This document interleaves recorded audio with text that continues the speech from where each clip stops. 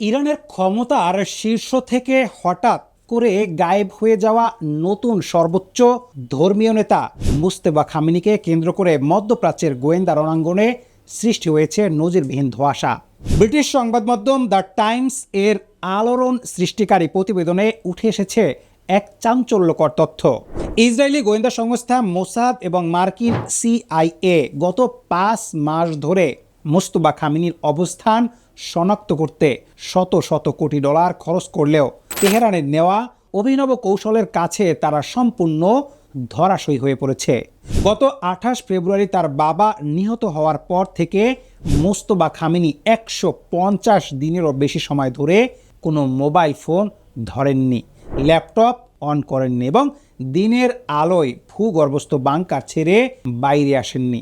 মার্কিন স্যাটেলাইট ও গোয়েন্দাদের বিভ্রান্ত করতে তেহরানের নিরাপত্তা বাহিনী মুজতবার চেহারার মতো দেখতে একাধিক বডি ডাবল বা নকল ব্যক্তি ব্যবহার করছে। অন্যদিকে হরমুজ প্রণালী নিয়ে ইসরায়েলি মিডিয়ায় তৈরি করা চুক্তির গুজব সরাসরি প্রত্যাখ্যান করে আইআরজিসি স্পষ্ট জানিয়ে দিয়েছে তাদের অনুমতি ছাড়া হরমুজে কোনো বাণিজ্য জাহাজ প্রবেশ করতে পারবে না। 2 আগস্টের এই রুদ্ধশ্বাস গোয়েন্দা থ্রিলারের আলোকেই আপনারা বিশদে জানতে পারবেন কেন সর্বাধুনিক প্রযুক্তি সম্পন্ন মার্কিন সাইবার গোয়েন্দারা মুজতবার সামনে ব্যর্থ হয়ে লাদেন স্টাইলে হিউম্যান্ট বা মানব গুপ্তচরের উপর নির্ভর করতে বাধ্য হচ্ছে এবং তেহরানের ভূগর্ভস্থ সুড়ঙ্গে ঠিক কী ঘটছে। আপনি যদি বর্তমান মুসলিম বিশ্বের পিছিয়ে পড়ার কারণ জানতে চান এবং একই সাথে পশ্চিমাদের তৈরি করা এই বৈশ্বিক আমেরিকা ইরান সংঘাতের আসল সত্যটি জানতে আগ্রহী হন, তবে আজকের ভিডিওটি একদম শেষ পর্যন্ত দেখতে হবে। ঘটনার গভীরে যাওয়ার আগে আপনাকে বুঝতে হবে 28 ফেব্রুয়ারি ইরানের সাবেক সর্বোচ্চ নেতা আলী খামেনিকে যেভাবে অত্যন্ত নিখুঁত লক্ষ্যবস্তু বানিয়ে হত্যা করা হয়েছিল, সেই প্রযুক্তি কেন মুজতবা খামেনির ক্ষেত্রে সম্পূর্ণ অকার্যকর হয়ে গেল। দ্য টাইমসের রিপোর্ট অনুযায়ী 28 ফেব্রুয়ারির হামলার আগে যুক্তরাষ্ট্রের ন্যাশনাল সিকিউরিটি এজেন্সি এনএসএ এবং ইসরায়েলের সামরিক গোয়েন্দা শাখা ইউনিট 8200 তেহরানের শত শত ট্রাফিক ক্যামেরা ও টেলিকম নেটওয়ার্ক হ্যাক করেছিল। সেই ডিজিটাল নজরদারির মাধ্যমে খামেনির দেহরক্ষী ও শীর্ষ সামরিক কর্মকর্তাদের গাড়ির গতিবিধি ট্র্যাক করে হামলার স্থানটি চিহ্নিত করা হয়েছিল।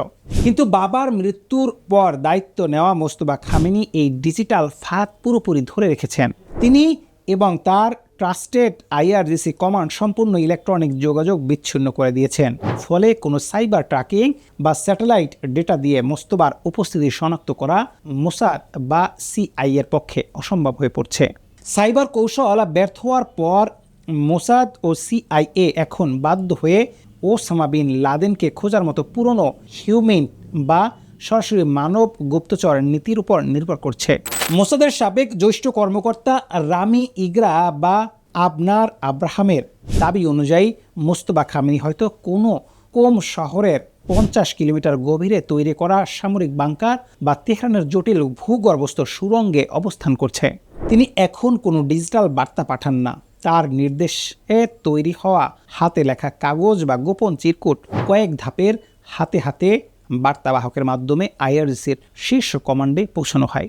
ঠিক যেভাবে আল কায়দা প্রধান লাদেন পেন্টাগনের চোখ ফাঁকি দিতেন, এর ওপর আবার ইরানের গোয়েন্দা মুজতবার মতো দেখতে হুবহু কয়েকজনকে একই সময় তেহরানের বিভিন্ন স্থানে ব্যবহার করে গোয়েন্দাদের বিভ্রান্ত করে ফেলছে। পরিস্থিতি এতটাই রহস্যজনক যে সিআইএ এখন নিশ্চিত হওয়ার চেষ্টা করছে মুজতবা কি সত্যি বেঁচে আছেন নাকি প্রথম দিনের হামলায় আহত হয়ে ভূগর্ভস্থ বাংকারেই শেষ নিঃশ্বাস ত্যাগ করেছেন। যুক্তরাষ্ট্রের সাবেক শীর্ষ গোয়েন্দা কর্মকর্তারা স্বীকার করেছেন যে ইরানের ক্ষেত্রে তাদের আসল দুর্বলতা হলো হিউম্যান ইন্টেলিজেন্স বা ঘরের ভেতরের গুপ্তচরের অভাব।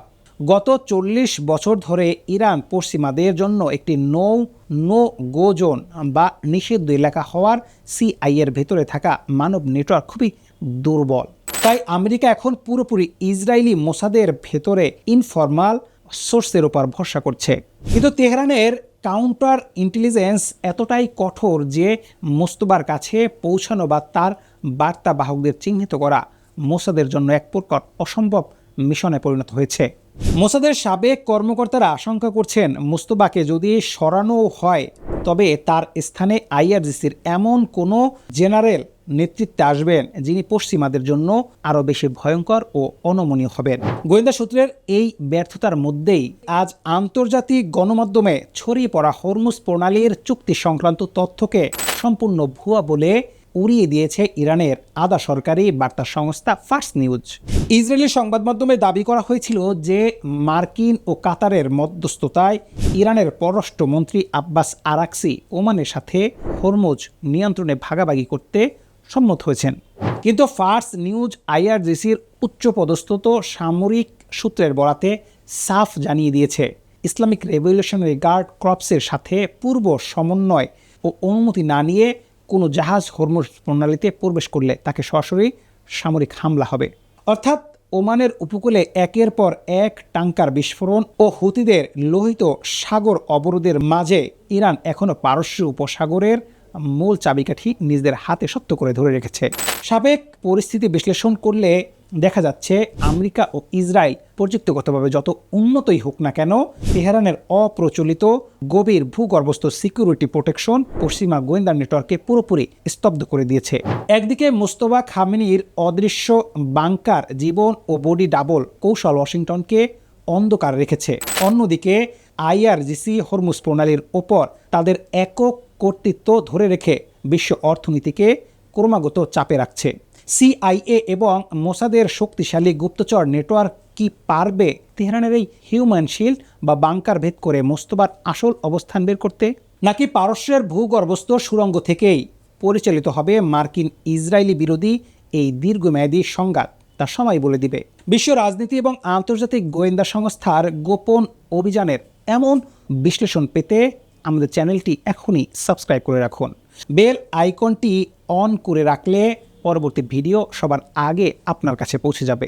মোস্তফা খামেনির এই আড়ালে থাকার কৌশল এবং হরমুজ নিয়ে ইরানের অবস্থান সম্পর্কে আপনার মতামত কমেন্ট বক্সে লিখুন। সবাই ভালো থাকুন, সুস্থ থাকুন, দেখা হবে পরবর্তী ভিডিওতে।